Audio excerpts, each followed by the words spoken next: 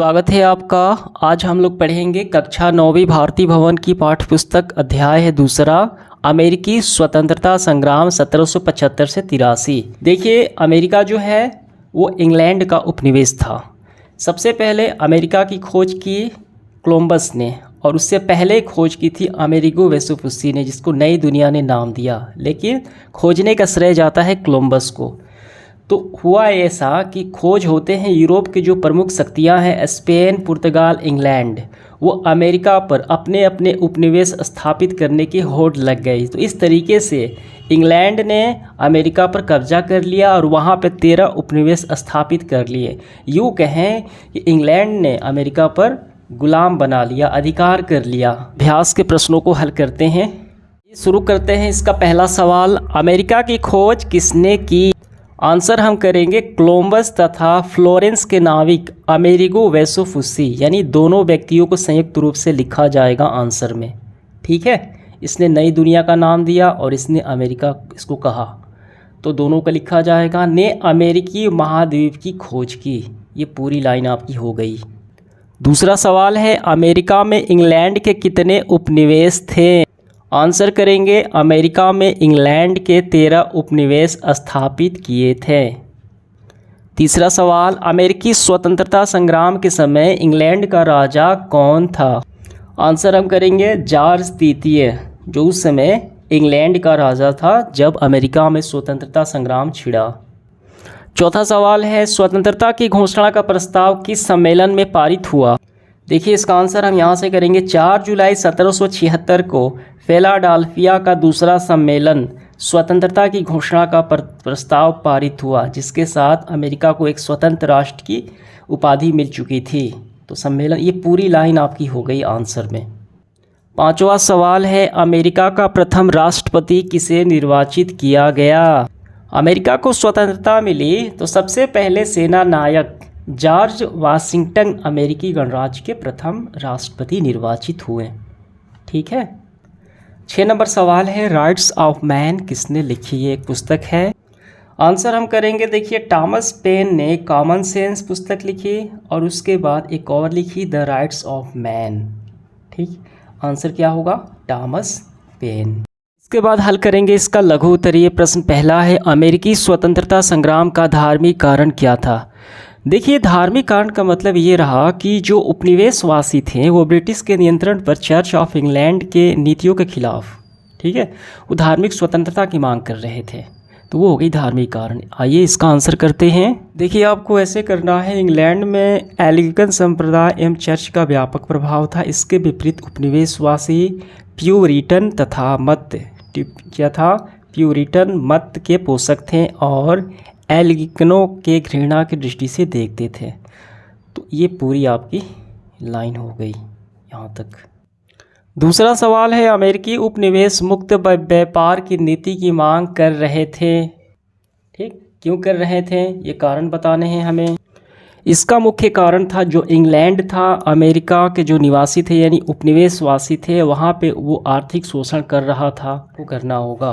उपनिवेशिक आर्थिक नीति उपनिवेशों के आर्थिक शोषण पर आधारित था। दूसरी तरफ उपनिवेशवासी उन्मुक्त व्यापार की नीति की मांग कर रहे थे।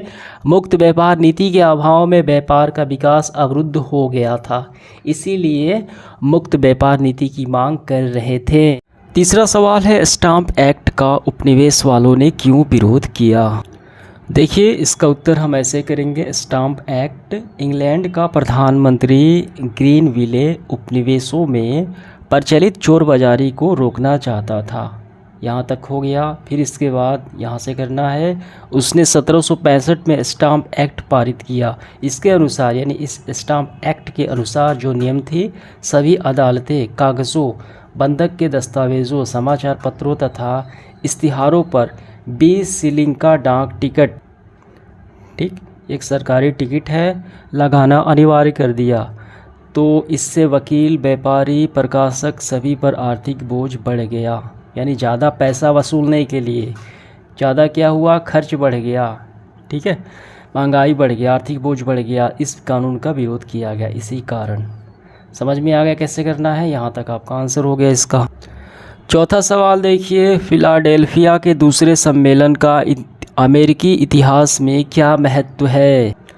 आंसर हम करेंगे फिलाडेल्फिया का दूसरा सम्मेलन 4 जुलाई 1776 को फिलाडेल्फिया में उपनिवेशवासियों का दूसरा सम्मेलन आयोजित हुआ। यानी जो उपनिवेशवासी थे, यानी अमेरिका के जो निवासी लोग थे, किसके उपनिवेश थे? इंग्लैंड के। उन्होंने एक सम्मेलन किया।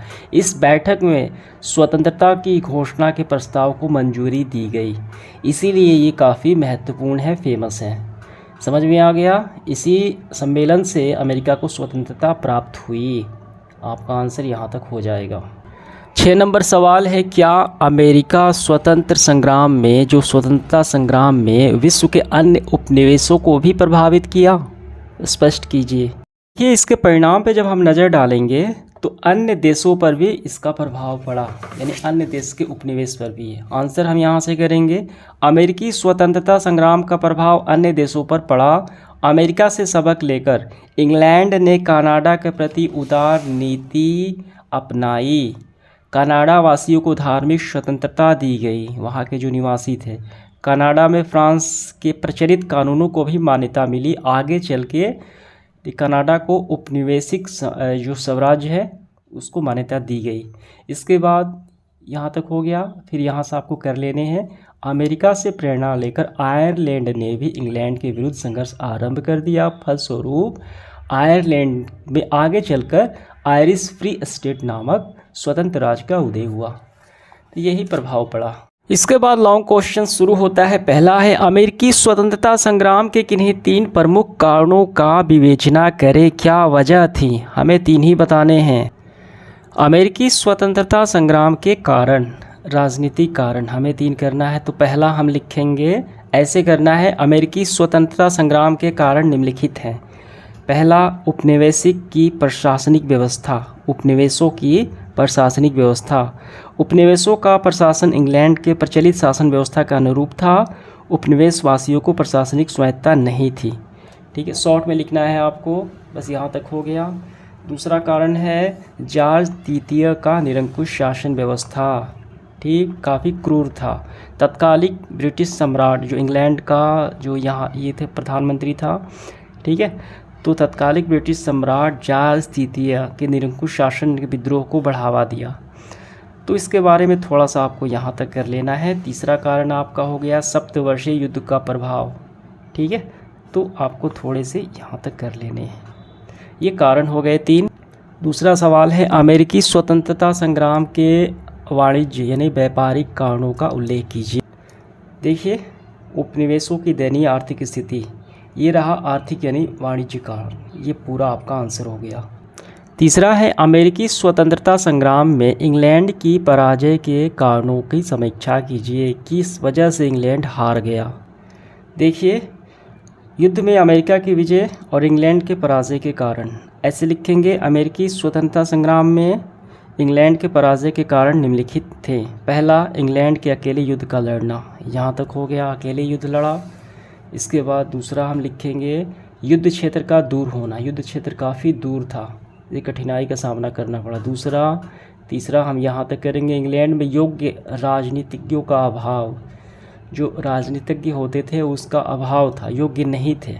तो यहाँ तक हो गया, सही तरीके से युद्ध को नियोजित नहीं कर सके।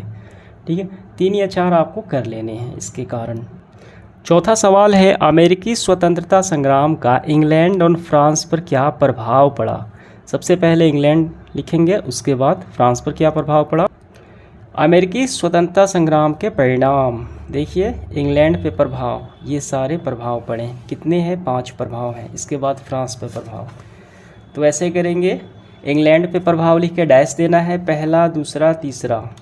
ठीक, तो ये आपको लिख लेने हैं, कम से कम आपको 3 या 4 लिख लेने हैं। इसके बाद फ्रांस पे प्रभाव।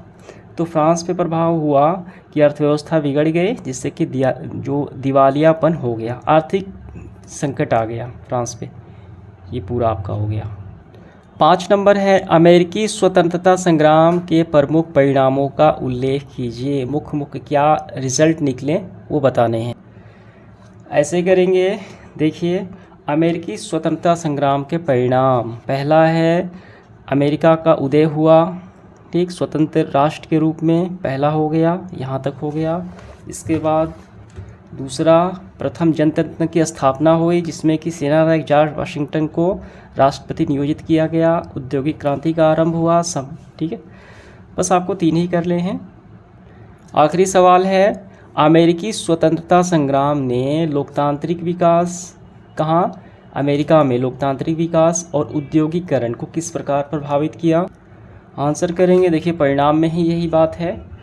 प्रथम जनतंत्र की स्थापना हुई, यही हो लोकतंत्र की स्थापना की गई जिसमें कि वाशिंगटन को प्रथम राष्ट्रपति बनाया गया। ये हो गया लोकतांत्रिक विकास में। और उद्योगीकरण प्रभाव क्या पड़ा, देखिए यहाँ से करेंगे, अमेरिका पर उद्योगीकरण का प्रभाव स्वतंत्रता संग्राम के पूर्व भी और बाद भी पड़ा, ठीक है, पूर्व और बाद दोनों पड़ा, पहले भी और बाद में। देखिए स्वतंत्रता युद्ध के पूर्व 13 अमेरिकी उपनिवेशों का इंग्लैंड में औद्योगिक क्रांति में महत्वपूर्ण योगदान था। ये पूरा लिखते हुए यहाँ तक हो गया, ठीक है। अब इसके बाद देखिए, अमेरिकी युद्ध ने इंग्लैंड में औद्योगिक क्रांति के लिए संकट उत्पन्न कर दिया, लेकिन 19वीं शताब्दी में प्रारंभिक दशक में ही इसमें तेज़ी आई, ठीक है। यहाँ तक ह्रास है और यहाँ तक इसके विकास की ये यात्राएं हैं। ये पूरा यहाँ तक हो गया, वैसे करना है। इस तरीके से हमारा सेशन समाप्त हुआ। धन्यवाद।